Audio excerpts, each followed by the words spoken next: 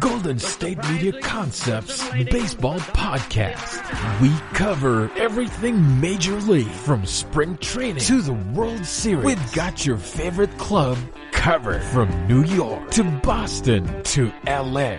This is the Golden State Media Concepts Baseball Podcast.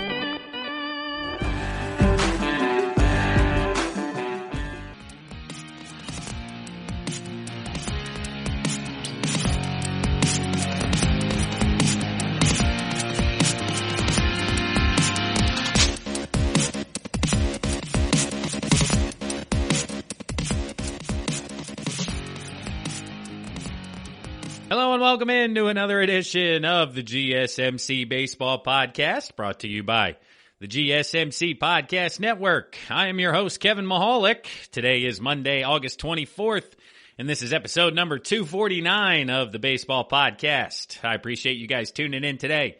Hopefully you had a nice weekend out there. I know I myself took advantage of the weather. Got out to actually play a 9-hole par 3 golf course. So I was actually able to work on some things out there, work on the game, hit 4 or 5 balls into each green, different types of shots, one time a sand wedge, next time a pitching wedge, trying to understand the game and actually improve a little bit as opposed to playing the full 18 and keeping score and trying to, do the best of your ability. So it was a nice change of pace. Followed that up with a clam bake, shrimp bake. We had potatoes, corn, sausage, all of the above.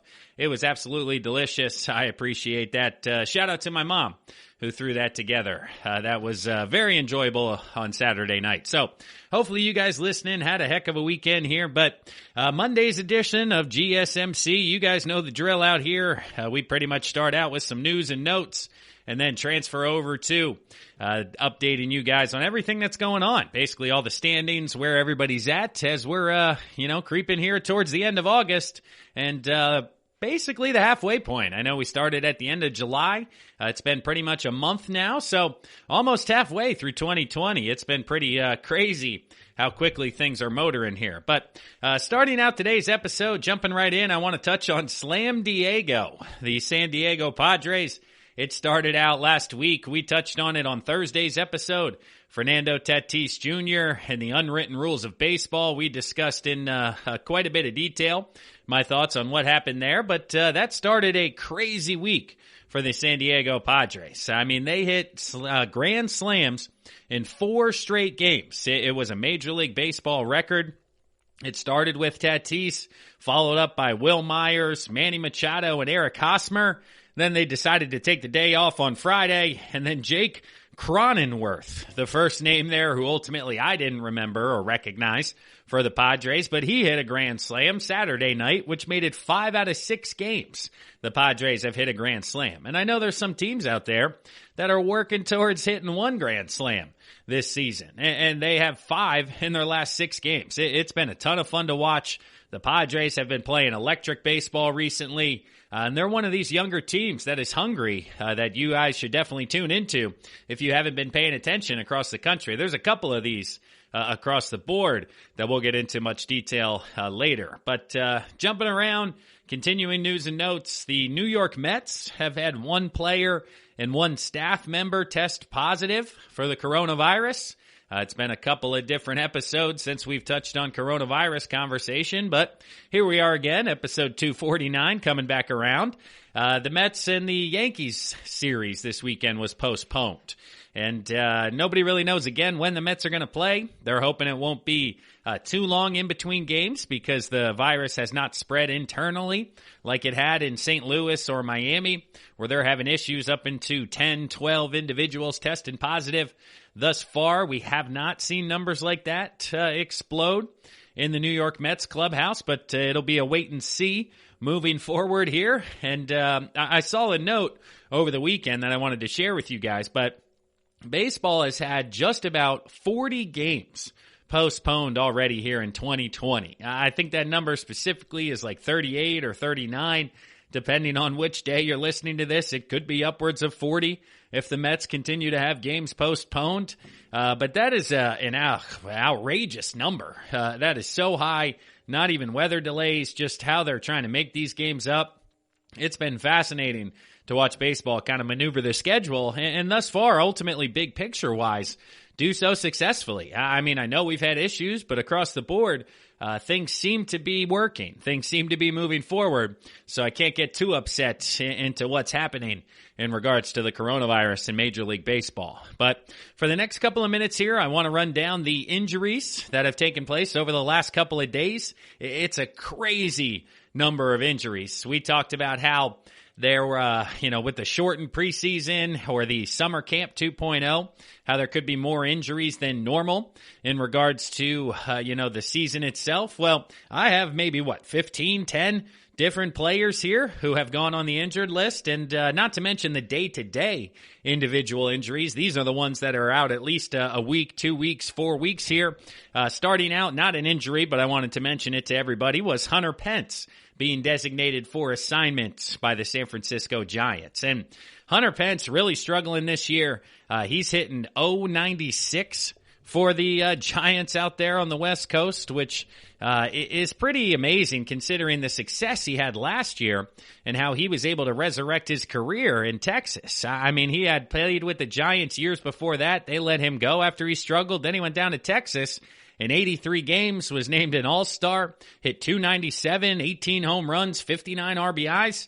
But this year in 17 games, .096, 2 homers, and 6 RBIs. So really struggling. It'll be a fascinating storyline to keep an eye on here if any of the contending teams want to take a flyer on Hunter Pence. And as a fourth outfielder, bench piece, I certainly think he would be a nice addition to any clubhouse. A multiple World Series winner, proven veteran. I think he could be a nice addition into, again, a clubhouse pushing down the stretch here for a pennant race.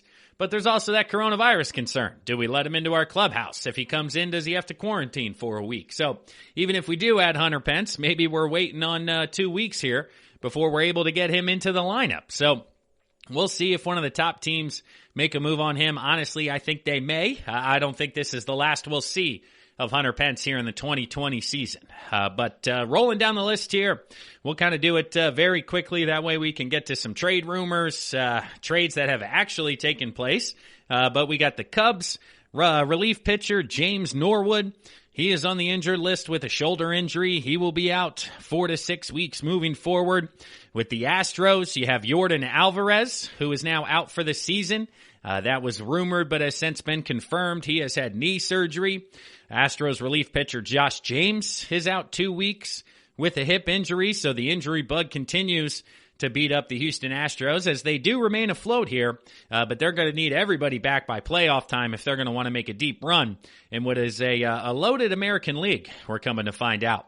The Marlins lost Francisco Cervelli to a concussion. He will be out 2 to 4 weeks. The Yankees' James Paxton is out with a forearm for upwards of a month, so you look for them to make a move potentially in the starting pitching world. We've touched on that in episodes past. The Tampa Bay Rays relief pitcher Nick Anderson was put on the injured list with a forearm for 2 to 4 weeks. The Rays playing electric baseball.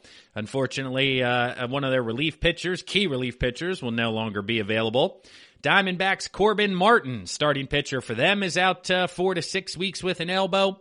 That's a tough break for Arizona as they were trying to push back here in the National League West. The Cubs' Chris Bryant as well will be out about a week with a finger. He hasn't hit yet this year. They're hoping that if he sits out, gets everything right, he'll be able to turn it around. The Phillies' Jay Bruce will be out 2 to 4 weeks with a quad injury. Jay, almost 40 years old. He tends to have muscle injuries every year. Here it is again for 2 to 4 weeks as he's been a nice addition to the Phillies during his time when he's been healthy. The Padres starting pitcher Drew Pomeranz, he's out for 2 to 4 weeks with a shoulder. An unfortunate break for the Padres as they're playing good baseball. The Giants' Austin Slater is out 1 to 2 weeks with a groin injury. The right fielder for the Giants, they DFA'd Pence, lose Hunter Slater, so 2 outfielders go down for the Giants. And then wrapping things up here, the Rays, a couple of other names for them. We mentioned Nick Anderson, but Yoni Chirinos is the elbow. He is out for the year. Starting pitcher for Tampa Bay. I missed that one earlier, wanted to touch on it. And then the big one of the weekend, the big news, was Steven Strasburg, the Washington Nationals World Series MVP. He will be out for the season. He left his last start after only 15, 17 pitches. He's having issues with his hand, tenderness, nerve issues, damage, things like that. And the Nationals decided it was best to just shut him down. The way 2020 has begun, the other injuries within the clubhouse, the other opt-outs, where they're at currently in the standings, they don't want to push it with Steven Strasburg. They just invested a ton of money into him. So basically looking at this one as a lost season for Steven Strasburg in Washington and hoping that he can come back at full strength in 2021 to make a difference once again. Now turning our attention towards the trade deadline for the last couple of minutes here in the first segment. There has been one trade that has been completed thus far. It was by my Philadelphia Phillies for help in the bullpen, which, oh my goodness, do they need in abundance. I don't even know if the three guys they added are going to make a difference for them. They added from the Boston Red Sox closer Brandon Workman, who will transition into the closing role in Philadelphia, which will slide Hector Neris into that eighth inning role. They also added Heath Hembree from the Red Sox in the same trade. Heath is a solid veteran bullpen piece. He's a contributor. Workman will be a free agent after this season, so that looks like a rental piece from the Philadelphia Phillies perspective, depending on how much he will demand in salary during the offseason. And then Heath Hembree has one more year of arbitration and then will be a free agent. So he is a 1.5-year trade piece. As to Workman, will only be here for the next 4 to 6 weeks. The Phillies did give up on Nick Pivetta, finally. I was ready to give up on this guy myself. I mean, I can't be more clear. And the fact that I am happy they got rid of him, I just couldn't watch him continue to struggle. He'll go to Boston. He'll work with Chaim Bloom, who I think will get the most out of him. And we'll look back on this trade as Phillies fans in years about how we lost this trade. And Pivetta turned out to be an excellent major league pitcher, but he just couldn't do it here in Philadelphia. And then the Phillies threw in Connor Siebold, who is a top 30 prospect for them, a double-A kid, not one of the top 5 or 10 arms, but also a name that I knew as a Phillies fan and a follower of the minor league system. So not exactly a throw-in, but not a top prospect as well. The Phillies also added David Hale to the bullpen from the New York Yankees. They gave up Addison Russ in this deal. Addison was a little bit further on the prospect list. This trade a little bit more under the radar. Neither team or neither name really trading a huge addition here. So, but the Phillies, 3 bullpen arms added. This is due to an 8+ ERA, 8.9. I think I saw at this point, which would be the highest in the history of baseball if it were to finish. The Phillies have had leads in 8 of their last losses, and in 7 of those 8 games, they had at least a 2-run lead, ultimately to blow those. So the bullpen was something that absolutely needed to be addressed in Philadelphia. And even with the addition of these 3 players, I don't think it's going to be enough to salvage what will be the weakness and the reason the Phillies fall short of the playoffs this year. So those have been the only trades that have been completed thus far, as we're talking here Sunday night, August 23rd, late in the evening. But the rumosphere is starting to churn here a little bit.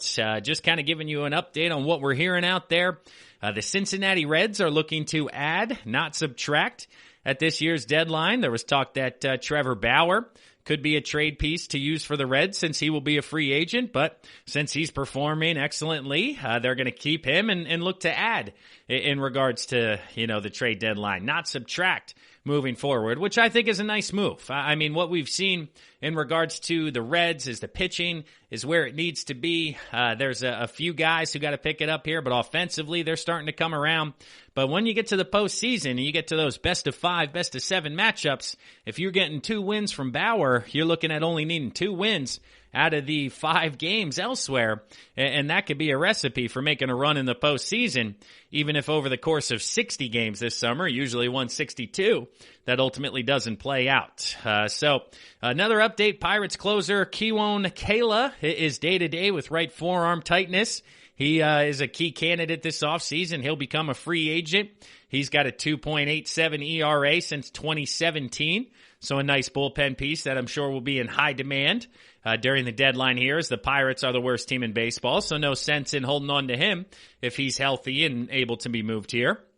The Toronto Blue Jays are eyeing starting pitching. They put Matt Schumacher on the injured list a few days ago with a shoulder issue. So Trent Thorson also left his start with right elbow inflammation.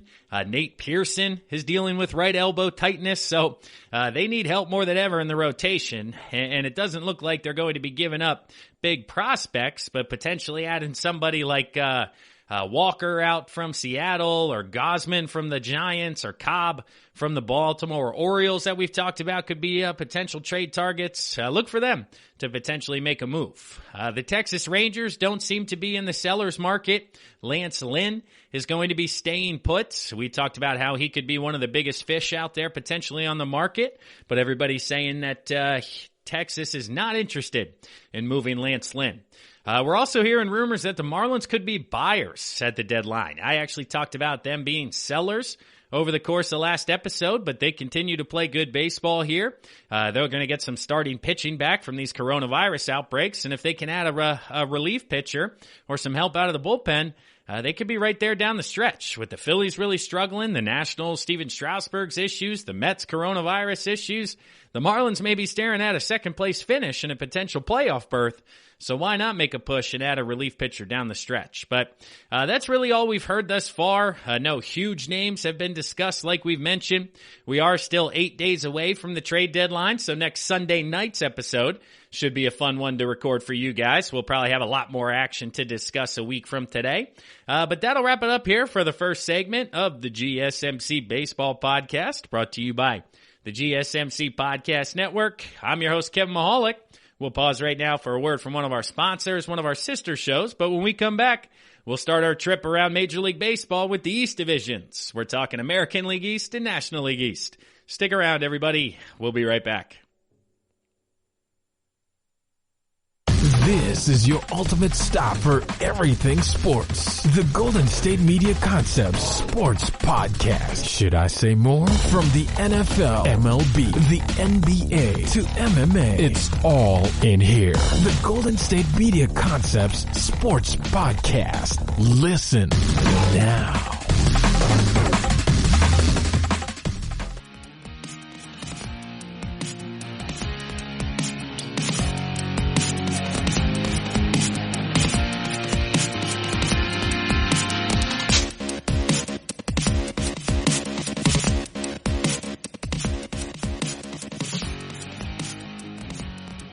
Welcome back to the GSMC Baseball Podcast, brought to you by the GSMC Podcast Network. I'm your host, Kevin Mahalik. I appreciate you guys tuning in today. If you haven't done so yet, head to social media. Check out the GSMC Baseball Podcast on Facebook as well as Twitter. You can also follow the GSMC Podcast Network across LinkedIn, Twitter, Facebook as well. They'll keep you more updated on everything that's going on across the podcast network, as opposed to just the baseball podcast, which will keep you updated on everything Major League Baseball. So if you enjoy this podcast, if you subscribe, check us out on Facebook, Instagram, Twitter, LinkedIn, everywhere across the board. We'll keep you up to date on everything going on across the board here. So continuing our trek around Major League Baseball here, or I guess beginning our trek around Major League Baseball in this segment, we're talking about the Eastern divisions, starting out in the American League East with the Tampa Bay Rays now at the top of this division. They have overtaken the New York Yankees and playing excellent baseball. I know last week I said the same exact thing, but the Rays are 13-2 in their last 15 games. They're 19-10 overall. So they've gone from 6-8 to 19-10 and potentially the best team in Major League Baseball. I talked into going into this year how down in Tampa within that clubhouse they were very confident that they could push the Yankees and maybe even overtake them. And that's what we're seeing here. Josh Fleming won his Major League debut for them over the weekend, so shout out to Josh here. But diving into the rest of the roster, we're looking at, let's see, offensively.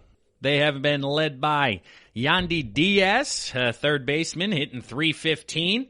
But Brandon Lowe, the second baseman across the board, has been fantastic thus far. He's hitting .313. He's got 9 home runs and 25 RBIs. He leads the team in both of those categories, home runs, RBIs, as well as hits, with 31 of them offensively. Willie Adams hitting .286 has been solid for Tampa Bay thus far as well. But looking at the pitching staff, they've started to turn things around ever so slightly here. As we look at the rotation, Ryan Yarborough, 4.45 ERA in 30 innings. Glasnow, 6.0 in 21 innings. Blake Snell is 2-0 with a 3.0 ERA in 18 innings. So things are starting to come together. Charlie Morton, 5.4 ERA in 16 innings. Still not where they want to be. But obviously 13-2 over the last couple of weeks. They've really turned things around and offensively figured things out. In second place in this division, we have the New York Yankees. They were swept by Tampa Bay and then were delayed or postponed against the New York Mets, so they were not in action over the weekend here. Coming up, they will travel to the Atlanta Braves in a battle of first-place teams, or I guess now second-place New York Yankees. I just assumed because they've been there all year, and unfortunately, like I said, dropped down to second place. But at 16-9 offensively, still led by DJ LeMahieu. He's injured but should be back soon, hitting .411 thus far. But a surprise early on, Luke Voit hitting .311, 10 home runs, 20 RBIs in 21 games. He hasn't even started every day, but he's been electric for them at first base. And I've seen some arguments that he may be the best first baseman in all of baseball. I know at least Yankees fans are beginning to feel that way, but nationally some of the writers are starting to have those conversations as well. On the pitching side of things, this is where the Yankees continue to struggle outside of Garrett Cole. He's 4-0 in 6 games with a 2.75 ERA over 36 innings. So he continues to perform as they thought. 44 strikeouts to 6 walks and 11.0 strikeouts per 9. That is very solid, but James Paxton, we mentioned, just went on the injured list. Montgomery has struggled for them a bit. Tanaka has turned things around in 4 starts, a 4.6 ERA. But this team needs pitching help. Outside of Cole, they're not very deep, and they've been winning a lot of games with their offense. But when it comes to the postseason and you start to face top-end rotations and quality starters day after day after day, if your offense goes into a slump for 3 days, you're going to find yourself at home. So I expect New York to be very active on the trade market when it comes to adding starting pitching. Next, we have the Toronto Blue Jays, who find themselves in third place. They are 6-2 in their last 8. They had won 6 straight and then dumped the last 2 here to get back to 13-13. Overall, they have pitching issues. We've touched on the injuries just briefly here. And looking offensively for Toronto, and they are led by Teoscar Hernandez. He's hitting .296 with 10 home runs and 18 RBIs. He continues to be an excellent surprise for them out in left field offensively.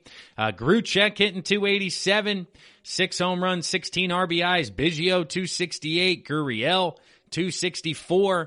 So the offense has turned things on here a bit, and even against the Phillies, it was really the first time I was able to watch these guys.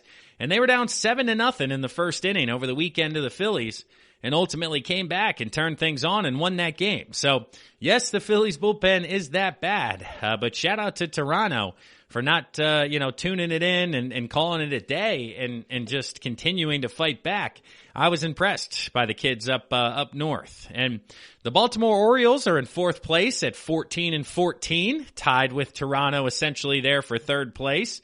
Let's see, but they've done the opposite. They've won 2 after losing 6 straight. So they had been playing really good baseball, found themselves in their first slump, losing 6 straight games. But shout out to them over the weekend, winning their last 2 and kind of stabilizing things as they're continuing their march towards the postseason here in 2020. Offensively, Pedro Severino behind the dish continues to carry them. 333, 5 home runs, 20 RBIs. Anthony Santander out in right field, 287, 10 home runs, 27 RBIs. Alberto at second base continues to mash, hitting .304. So this offense, it seems to have staying power in Baltimore. That was one concern I had. Hey, are they going to be able to keep this up? And here we are, a month, 5 weeks in, and Baltimore's offense is still hitting the baseball. On the pitching side of things, Alex Cobb has been better than advertised for them. Tom Eichelman has been solid, 2.75 in 19 innings. He couldn't break a pane of glass, but he's had success here. So shout out to Baltimore for finding these guys a bit under the radar, but ultimately having success. And then in the basement, you got the Boston Red Sox at 9-20. They had lost 9 in a row. Then they won 3 straight. Now they've lost their last 2. But it was a nice couple of days there in Boston. A couple of wins over the Phillies. Weird. The Phillies just seem to be on the bottom side of things here. We'll get into them much more as we transition to the National League. But Boston offensively, they are led by Mitch Moreland, Alex Verdugo hitting .298 with 5 home runs. Bogarts, .271, 6 dingers. But their pitching staff is really where things are struggling for them. I mean, Eovaldi in 6 starts, a 4.98 ERA, and he's been one of their better arms. So not a lot of positives to talk about in Boston. It is certainly a rebuild year in Beantown. But overall, the American League East, like we said, the Rays at 13-2, they've pushed their way to the top. New York right there. It's going to be New York and Tampa all the way through down the stretch. And then we'll see if Toronto or Baltimore can hang around that 500 mark and make a push towards the playoffs.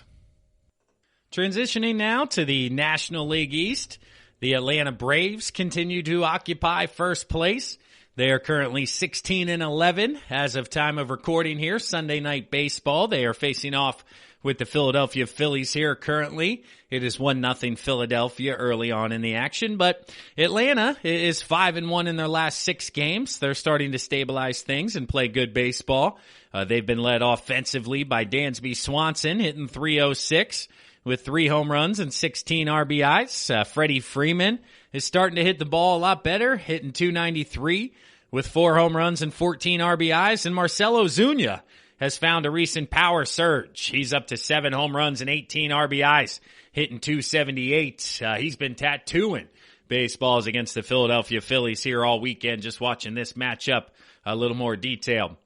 Second place, we have the Miami Marlins at 11-11, like we talked about, potentially being buyers at the deadline due to their positioning within the division. They are 2-2 in their last 4 after losing 5 straight, so they went through their first rut of 2020, but have been able to stabilize things ever so slightly. Offensively, Jonathan Villar continues to lead the way, hitting .278. Jesus Aguilar is hitting .272. They've slowed down a bit offensively when it comes to the team perspective, but still, a lot of guys having success. Corey Dickerson hitting .257. So the Marlins certainly outperforming expectations here early on. And then from the pitching side of things, we saw Sixto Sanchez, a top prospect in Major League Baseball, make his debut. He went 5 innings, gave up 2 runs for a 5.4 ERA, but a lot of excitement around Sixto Sanchez throwing 100 miles an hour with relative ease. He was the key piece in the JT Realmuto trade a year or 2 ago that is starting to finally see his way to the bigs with the Miami Marlins. But at 11-11, right there in second place, and with the rest of this division playing the way they are, I'm not surprised to see the Marlins maybe transitioning in their thought process to be a bit more active here before the trade deadline. The New York Mets at 12-14. They are in third place. They have won 3 straight since their 9-14 record. A nice weekend for the Mets, but since then, or a nice late week for the Mets, because they had this weekend's games postponed against the New York Yankees due to the coronavirus. But offensively, they're led by the likes of Michael Conforto. He is hitting .312 with 4 home runs, 13 RBIs. Dominic Smith hitting .323 with 6 homers and 21 RBIs. Robinson Cano hitting .373, 4 homers and 13 RBIs for Cano. So those 3 guys in the middle of the lineup have been effective. On the pitching side of things, Jacob deGrom continues to be fantastic. 1.93 ERA in 28 innings. He's 2-0 in 5 starts. Steven Matz has been struggling with a 9 ERA, but David Peterson, 2.91 in 4 starts. So he's been a nice surprise for the New York Mets. Next, we have the Washington Nationals in fourth place. They've won 3 straight. No, they haven't. They're 5-5 in their last 10. That was the Mets that won 3 straight, looking at my notes. The Nationals are 11-14, 5-5 in their last 10. The big news out of camp, obviously, is Steven Strasburg will be out for the remainder of the regular season. A big blow to their chances in potentially making a run here down the stretch into September. Offensively, the Nationals are led by Trey Turner, hitting .316. Juan Soto has been electric. He is not yet qualifying for the batting lead for the team, but 7 home runs, 16 RBIs, hitting .367. He is in the MVP race for the National League if he continues this pace across the rest of the regular season and down the stretch. And on the pitching side of things, Strasburg goes down, but Max Scherzer, 4.31 ERA in 31 innings. That's a bit high for Max, as it's a little bit out of his comfort zone. He has 13 walks in 31 innings. That is high for a Max Scherzer type of season in regards to what they're looking for. Patrick Corbin has been good, 3.99 ERA in 29 innings. He's 2-2 early on, but the Nationals just struggling to find their footing here in 2020. Coming off a World Series win, we've seen this hangover take place in a lot of other teams, but Washington unable to really put it together and find their juju or their mojo in regards to 2020 here. But rounding out the National League East, my Philadelphia Phillies coming in the basement. They have lost 5 straight. If they were able to get to 9-9, they fall against the Blue Jays, Red Sox, and Braves. Like I said, playing here on Sunday night. Alec Baum has hit his first Major League home run, so shout out to Alec Baum. It was a bomb to right center against the Braves. I know we've been waiting for that for a fan base. He's been hitting the ball well, putting good swings on the bat or on the ball, but hasn't connected on one. And ultimately, his third base, his defense leaves a lot to be desired. He's not a long-term third baseman, but he can swing it. So Major League hitter, but struggling defensively to ultimately find his place. The Phillies are continuing to be led by Bryce Harper. He's been electric early on, 343 batting average, 7 home runs, 19 RBIs. JT Realmuto hitting .300 with 8 home runs and 22 RBIs. But outside of that, it has been a struggle in Philadelphia. We touched on the bullpen issues. The starting pitching has actually been above average, or at least the top end, right? So Aaron Nola has been vintage Nola, 3.10 ERA. Zach Wheeler has been fantastic, 2.76 ERA in 32 innings. He's been worth every penny they paid for him in the offseason. But outside of those two guys, it is a steep cliff into the rest of the pitching staff. But the Eastern divisions in the American League East, you're looking at Tampa and New York coming down the stretch, potentially Toronto and Baltimore fighting for playoff spots. And then in the National League, the Braves are a clear cut above everybody, and we'll see if Miami can hang on and if New York, Washington, or Philadelphia can figure it out whatsoever and try to make a run to get back into this thing. But that'll wrap things up here for the second segment of the GSMC Baseball Podcast, brought to you by the GSMC Podcast Network. I'm your host, Kevin Mahalik. We're going to pause right now for a word from one of our sponsors and one of our sister shows. But when we come back, we'll continue our trip around. We're going to talk about the American League and National League Central. Stick around, everybody. We'll be right back. Tired of searching the vast jungle of podcasts? Now listen close and hear this out. There's a podcast network that covers just about everything that you've been searching. Hey! The Golden State Media Concepts Podcast Network is here. Nothing less than a podcast bliss with endless hours of podcast coverage.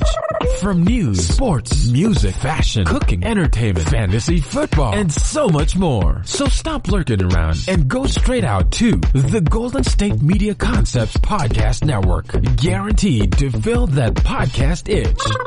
Whatever it may be. Visit us at www.gsmcpodcast.com. Follow us on Facebook and Twitter, and download us on iTunes, SoundCloud, and Google Play.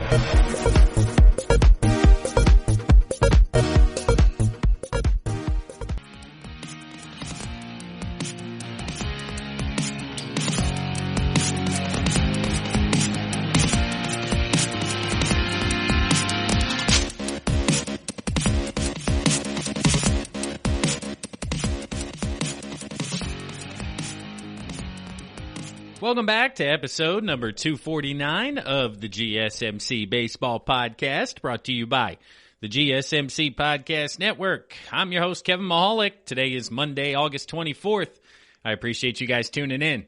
If you haven't done so yet, check out the other podcasts within the GSMC Podcast Network.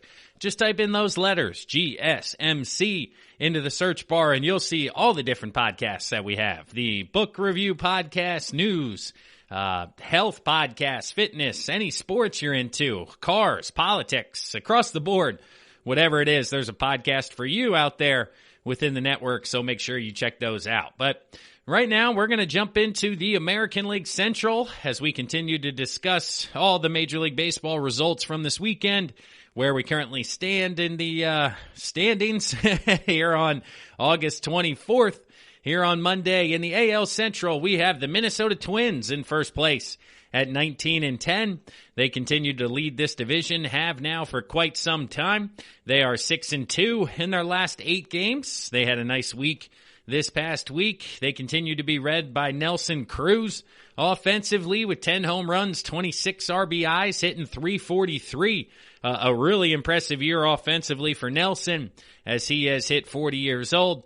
Jorge Polanco at shortstop hitting .284 for them in the, let's see here, leadoff position it looks like. Marwin Gonzalez hitting .250. So Nelson Cruz really carrying this team offensively. When it comes to the pitching staff, Kenta Maeda had a solid outing. He had a no-hitter broken up in the 9th inning this past week, and if you looked into a little bit more detail, the hit itself, I believe, was a 70-mile-an-hour exit velocity. It was the weakest hit baseball the entire night, but the only hit of the evening. So, baseball's a funny sport sometimes. You don't have to hit it hard.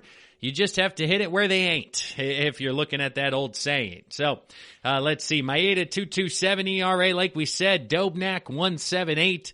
Jose Barrios, 4.75. But the pitching staff is solid. In the bullpen with Clippard, 1.42. Let's see. Alsala, 1.50. And then Tyler Duffy, 0.82. Trevor May, 2.45. So the bullpen has been very, very good for the Twins. In second place, you have the Cleveland Indians at 17-11. They are 7-2 in their last 9.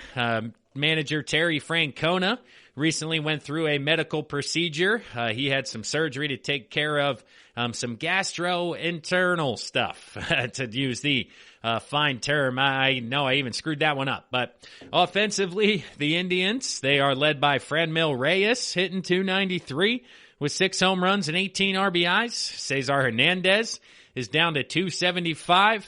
Francisco Lindor hitting .246. Jose Ramirez, .241. Carlos Santana hitting .187 as he has yet to get going offensively. On the pitching side of things, they continue to be impressive. Let's see. Shane Bieber, 1.11 ERA in 40 innings, 65 strikeouts to 60 walks with an average of 14.4 strikeouts per 9 innings. So Bieber certainly at the top of the list when it comes to Cy Young candidates at 5-0 as well. Then you have Savali at 3-2, but a 2.91 ERA in 34 innings. Zach Plesac, 1.29. Clevinger, 3.24. As they have yet to return to the ball club since their hiatus due to going out in the city of Chicago and coronavirus concerns within the organization. Carlos Carrasco, a 4.5 ERA. So Cleveland getting it done with the pitching staff as the offensive side of things continues to try to figure things out. Lindor, Santana yet to find their groove. And if they do, this is going to be one of the top teams in all of baseball. Next up, you have the Chicago White Sox, who have really turned it on recently. They are 7-1 over their last 8 games. It was a fantastic week. If you're a White Sox fan, they are 17-12. Only a half a game behind the Indians and 2 games out of first place behind the Minnesota Twins. They took care of business against the Cubs this past weekend. Jose Abreu tied a major league record with 6 home runs in 1 series against an opponent. 3-game series, hitting 6 home runs. Man, 2 per game. They just couldn't get this guy out. He's up to 11 home runs now, 28 RBIs, hitting .322. A heck of a year offensively for the first baseman. Jimenez hitting .298 with 9 home runs and 20 RBIs. This team just crushes baseballs. I mean, you got Luis Robert with 7 home runs hitting .265 now. Moncada's got 5 home runs hitting .250. Tim Anderson with 6 home runs hitting .350 as he's been back in the lineup. It's been fun to watch. And if you're a fan of entertaining offensive baseball, please check out the Chicago White Sox because, man, it is fun to watch. On the pitching side of things, Dallas Keuchel, 4-2 with a 2.65 ERA. He's a nice signing for them. Only 19 strikeouts in 37 innings. But pitching to contact, getting ground balls, and the people are making the plays behind him. You have Luis Giolito at 3.89. He's certainly been much better. His ERA was higher than that as we've continued to go around. He's got 45 strikeouts in 34 innings. Dylan Cease, a 3.13 ERA in 31 innings. Then you transition over to the bullpen. Detweiler, let's see. Marshall, there it is, 12.1, 2.29 ERA. Alex Colomb in relief. He has allowed 1 earned run in 10 innings. He finally gave up a run. Bummer has given up only 1 run in 7 innings for a 1.23 ERA. So Chicago, a solid ball club. They're making me look good because I had them as my surprise in the American League. When they started out 500 or slightly under, I was starting to doubt myself, but playing fantastic baseball of late. And look out now, but they could make a push here in the American League. The early surprise team, Detroit Tigers, they have fallen all the way to 4th place. They lost 7 straight games before winning 2 of 3 over the weekend. But unfortunately, doesn't look like they'll have the staying power of the Orioles and Marlins, who are hanging on right around 500. Offensively, the Tigers have Austin Romine hitting .297. Candelario hitting .279 with 2 home runs. Jonathan Shoup, 6 dingers hitting .278. On the pitching side of things, we talked last time about Casey Mize making his debut. Spencer Turnbull has really been the only other plus for them. Out of the bullpen, you have Cisnero with a 1.76 ERA. People could look to add him at the trade deadline down the stretch here. In 5th place in the American League Central, you have the Kansas City Royals, 11-17. So the Tigers and Royals pretty much establishing themselves in the basement here at the American League Central. They have gone 2-5 over their last 7 games. Offensively, one of the bright spots continues to be Whit Merrifield and Salvador Perez, both of them hitting over 300 with 5 home runs, 18 RBIs for Merrifield, and 4 home runs and 12 RBIs for Salvador Perez. On the pitching side of things, a bit of a struggle for the Royals. Brady Singer, 5.16 ERA. Danny Duffy has had a couple of nice outings. His ERA is down to 3.99. Bubik's ERA at 5.96. So Kansas City's pitching staff isn't where it needs to be to compete, and ultimately they should find themselves in the basement here. So Twins, Indians, and White Sox, really the 3 squads establishing themselves in what should be a fun race for the American League Central over the course of the next 6 weeks. Transitioning now to the National League Central. There were a lot of interdivisional matchups over the past weekend. The Brewers and Pirates faced off, and the Reds and Cardinals also faced each other. The Cubs, however, are in first place in the division at 17-10. They faced the White Sox this weekend, so they stayed home in Chicago. They are 2-3 in their last 5 after losing this weekend series. Yu Darvish on Sunday was able to salvage a game for them. He looks fantastic. I mean, his slider was absolutely filthy on Sunday. So any concern you have as a fan over Yu Darvish, I would put that aside, and I would feel good about what's going on. But offensively for the Cubs, they continue to struggle a bit. Ian Happ's leading the way with 6 home runs, 15 RBIs, hitting .286. Kyle Schwarber's up next, .230. Contreras, .215. Rizzo, .213. So this team's in first place at 17-10 and hasn't even been going offensively. I mean, the pitching staff is what's keeping them inning. Yu Darvish, like I said, now a 1.7 ERA in 37 innings. Kyle Hendricks, 3.55 in 38 innings. You're looking at the bullpen out of Jeffress, 1.45 ERA. Tepera, 2.51. So the Cubs pitching staff keeping them in it, as well as the rest of this division looking to be a bit soft right now when it comes to competition around the league. The St. Louis Cardinals are in second place at 9-8 after taking 3 of 4 from the Cincinnati Reds. They're led offensively by Paul Goldschmidt through 17 games. He's hitting .340 with 2 home runs and 5 RBIs. Next up, you have Yadier Molina. He's only played in 9 games, hitting .314. So let's see here. Colton Wong has played in all 17, hitting .255. Matt Carpenter's hitting .222. So still early and still tough to judge these guys ultimately. But the pitching side of things, Wainwright through 3 starts, 18 innings, a 2.0 ERA. He's been good thus far. Dakota Hudson, 3.46 ERA through 3 starts. Those are the only 2 guys to get 3 times to the rotation after 4 weeks and a couple of weeks off for the coronavirus in St. Louis. Next up, you have the Cincinnati Reds. Like I mentioned, losing 3 of 4 to the Cardinals. They now find themselves at 11-15. Based on our first segment chatter, not looking yet to subtract and move on, but still looking to add here at the trade deadline. Jesse Winkler out in left field, leading the way, hitting .314, 6 home runs and 10 RBIs. Nick Castellanos has cooled off all the way down to .242. He does have 9 home runs and 20 RBIs, but no longer hitting for the average that he was earlier in the year. But the pitching staff, Sonny Gray, Trevor Bauer, 2.21.68 ERA through 4 and 5 times through the rotation. So those 2 at the top have been fantastic. Chazia Antoni is a 1.72 ERA through a couple of starts. So it'll be interesting to see if the Reds can stabilize things and make a push here, because they were my surprise in the National League, but again, just struggling to find themselves offensively through the first month of the season. Next up, we have the Milwaukee Brewers at 11-15. They have lost 4 straight and 3 straight to the Pittsburgh Pirates. So the Pirates swept the Milwaukee Brewers in what is a horrible weekend to be a Milwaukee fan. The Pirates came into that series at 4-17 and won 3 straight against the Brew Crew. They just cannot find it offensively. You got Arcia. He's the top guy who plays every day, hitting .254. Garcia at .238. Justin Smoke, .205. Christian Yelich still hitting .194. He does have 7 home runs and 15 RBIs, but 34 strikeouts, only 16 walks, which is not the MO for Christian Yelich. Usually you get a high average, good at bats, doesn't strike out, great bat control, but really struggling to continue to find himself here in 2020.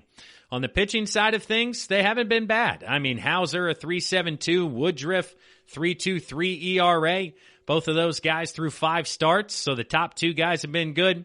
Just the depth in Milwaukee and then the bullpen letting them down on the back end, and a tough weekend in Pittsburgh. But like we said, the Pirates, they're in the basement here at 7-17, winning 3 straight over the Brewers. It was the best weekend this summer to be a Pirates fan.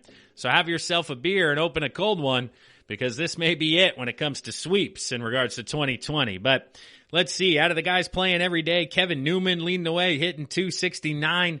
Colin Moran hitting .259 with 6 home runs and 11 RBIs to lead the power numbers.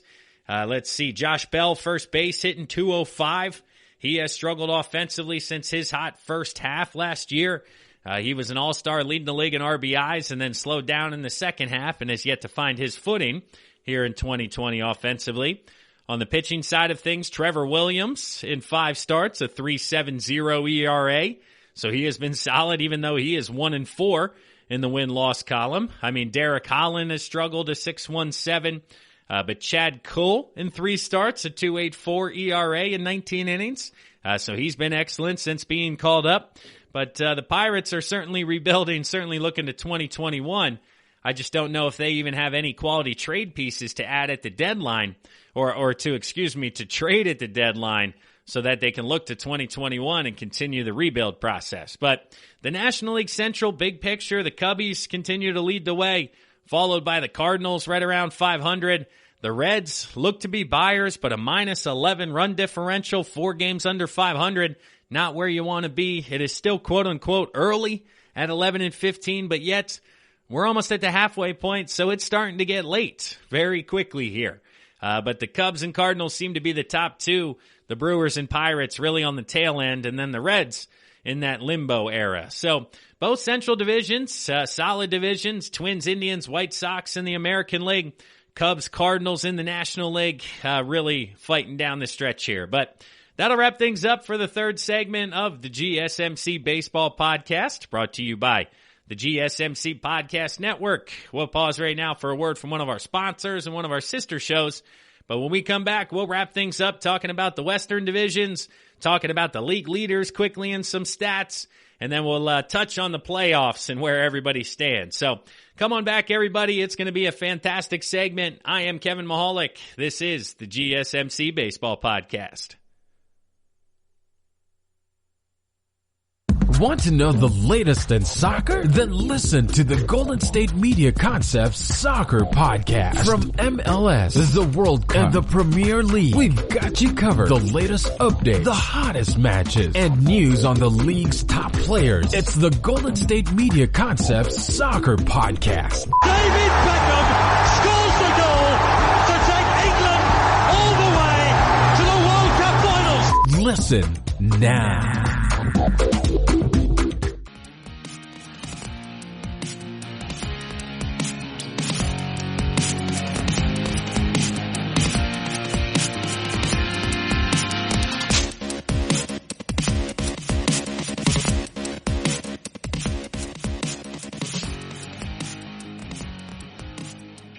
Welcome back to the fourth and final segment of the GSMC Baseball Podcast, brought to you by the GSMC Podcast Network. I'm your host, Kevin Mahalik, and let's dive right into it. We're talking about the Western divisions, starting out in the American League. It is a two-team race. Both of these teams, since the top two teams in the divisions clinch playoff berths, can start printing playoff tickets. I think that's fair to say. It is August 23rd late night here. And I've already said, Oakland and Houston, you guys are the top two. You're headed to the postseason. The A's are 20-9. They've won 4 of 5, and they find themselves at the top of the division with a pretty comfortable 4.5 game lead. They're being led by Robbie Grossman, Matt Chapman, Steven Piscotty, both hitting in the upper 280s. Chapman has 9 home runs and 22 RBIs. He's hitting for a lot of power offensively as well. On the pitching side of things, Chris Bassett is 2.97 ERA in 6 starts. And then the other two guys, Fires and Montez, ERAs over 5. So if they could get the starting pitching figured out, Oakland could be even better, which is scary at 20-9 with the top record in the American League. Next up, we have Houston, like I discussed. They are at 15-13. They had won 8 straight games before being swept by the San Diego Padres this past weekend. But that 8 straight put them where they need to be, and now they can stabilize and then find themselves into the playoffs here in the top 2.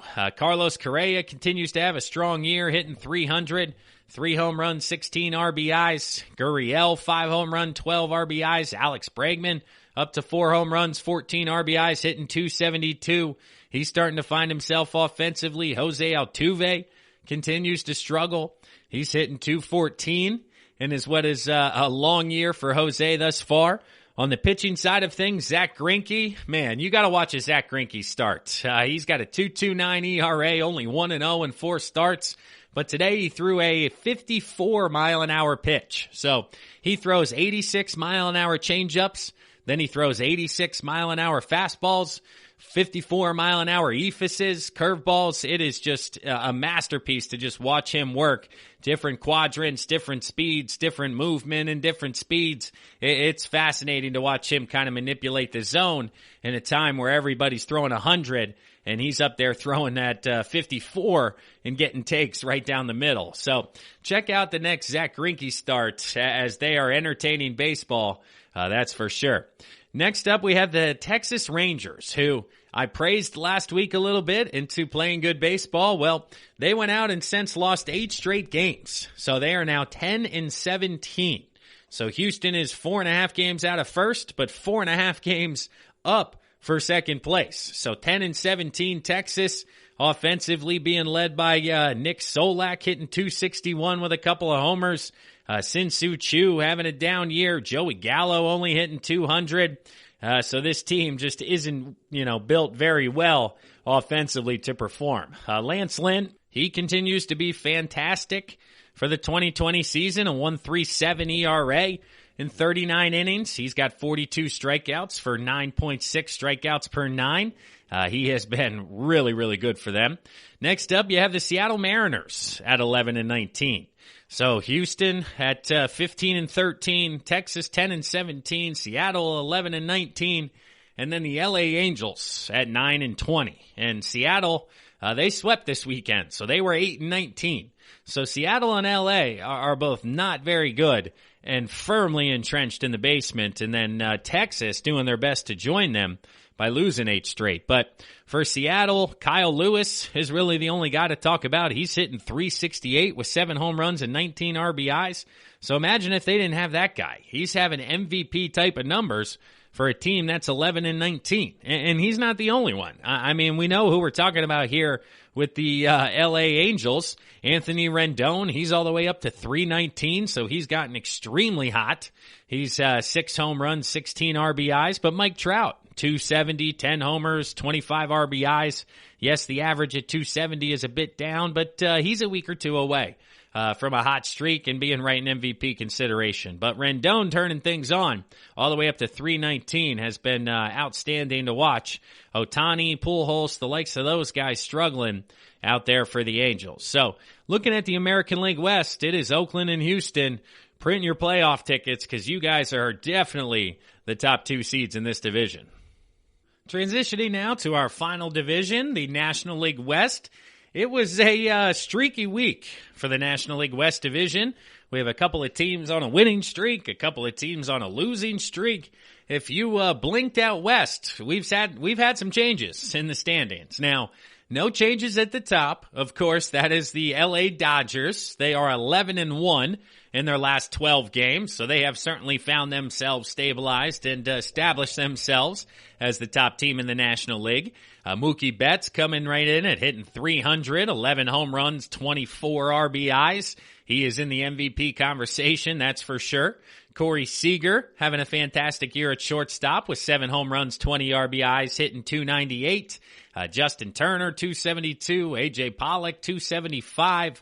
So it is just a deep loaded team for the LA Dodgers out there out west. On the mound, Dustin May has been fantastic at .279 through 6 starts thus far. Clayton Kershaw, .225 ERA through 4 starts. Julio Urias, .274 through 5 starts. So the rotation is good. The offense is good.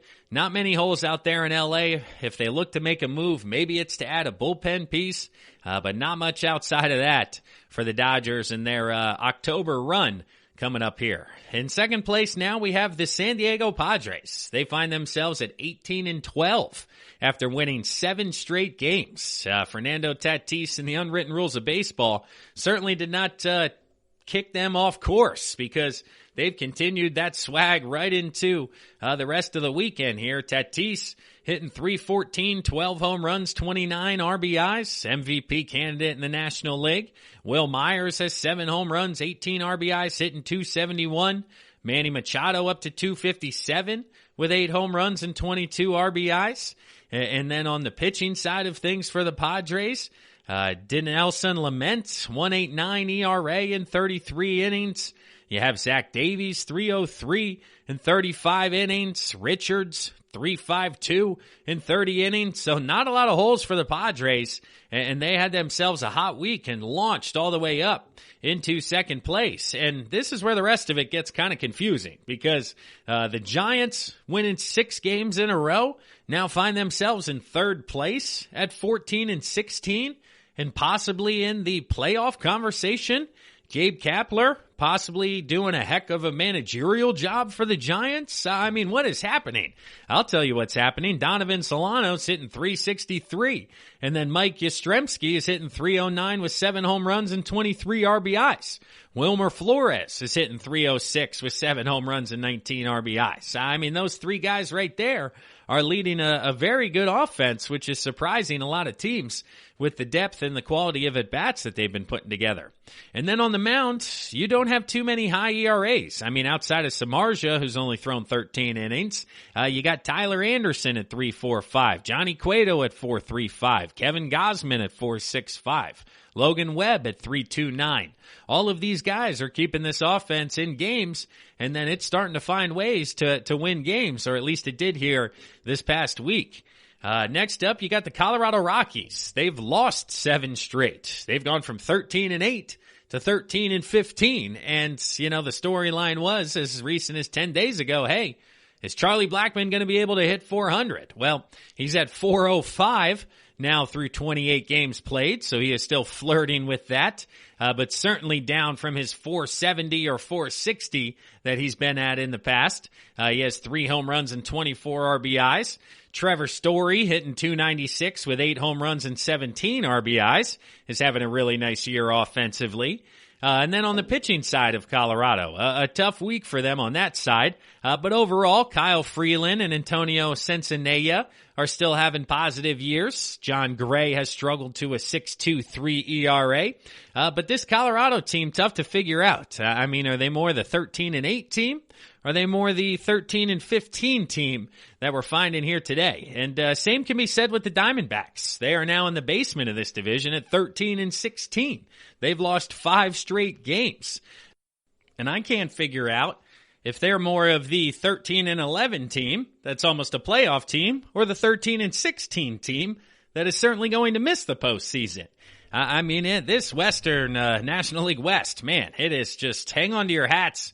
Continue to stay tuned because things are changing by the minute out there out west, and it is certainly changing the playoff structure as we see it. So let's talk about that now as we're wrapping up today's episode, and then we'll get into some individual statistics and performers who are leading the league in different stats. But when it comes to the playoffs and where we currently stand here as of late Sunday evening, time of recording, in the National League, starting out with the LA Dodgers as the 1 seed. Then we're looking at the Chicago Cubs and the Atlanta Braves as the 1, 2, 3. The 4, 5, 6 when it comes to second place finishes. You have your San Diego Padres, your St. Louis Cardinals, and your Miami Marlins in those slots. And then you're looking at a playoff team. And both wildcard teams are going to be under 500 right now in the National League. Just looking at these stats, it's almost embarrassing what's going on. The Giants are in right now with a 467 winning percentage, and the Rockies are in with a 464. Both teams 2 games under 500.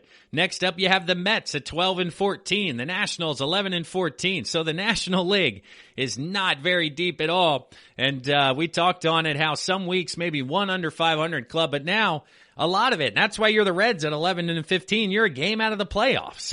Nobody wants to be a wild card team in the National League, and even the Miami Marlins at second place, right at 500. It's just going to be fascinating to see if this is really what Major League Baseball wanted, or if it's too many teams to the point where somebody under 500 is making the postseason. And looking at the American League now, let's see. The Oakland A's will be the top seed.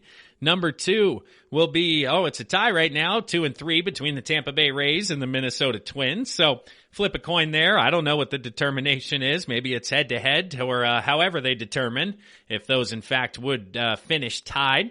At the 4, 5, 6 world, we have the New York Yankees, followed by the Cleveland Indians, and then the Houston Astros. And then we're looking at our wild card teams. Clearly, the Chicago White Sox at 17-12 have established themselves as the 7 spot. But then again, you're right at 500.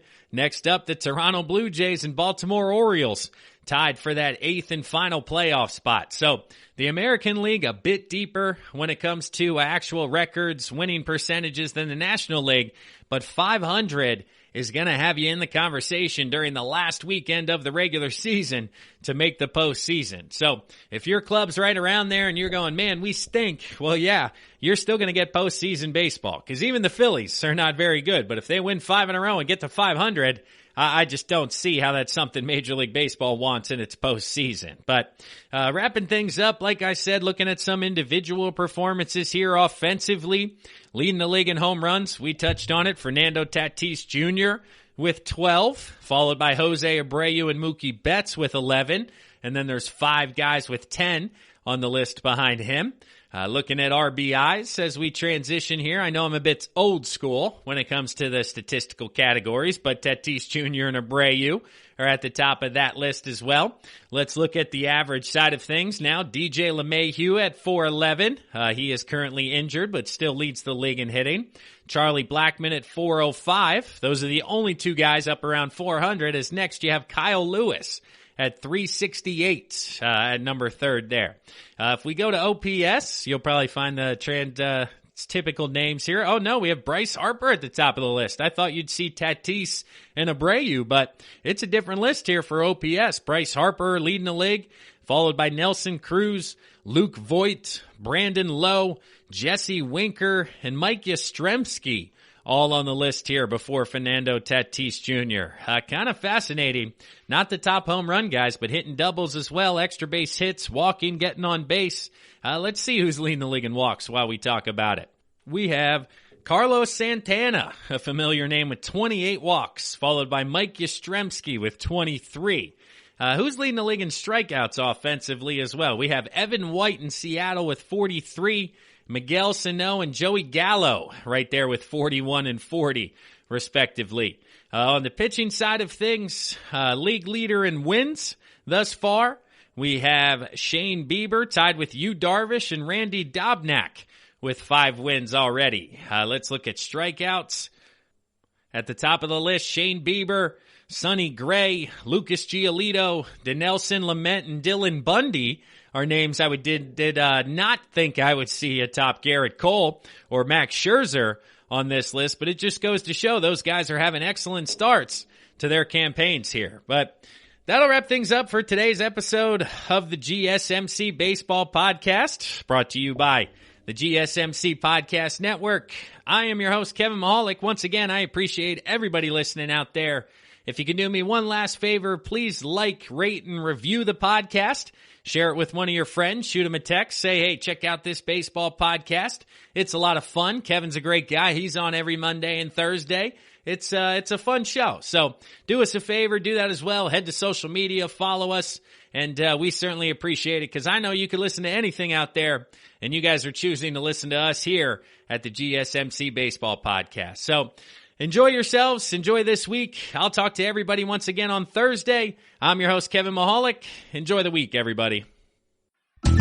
You've been listening to the Golden State Media Concepts Baseball Podcast, part of the Golden State Media Concepts Podcast Network. You can find this show and others like it at www.gsmcpodcast.com. Download our podcast on iTunes, Stitcher, SoundCloud, and Google Play. Just type in GSMC to find all the shows from the Golden State Media Concepts Podcast Network, from movies to music, from sports to entertainment, and even weird news. You can also follow us on Twitter and on Facebook. Thank you, and we hope you have enjoyed today's program.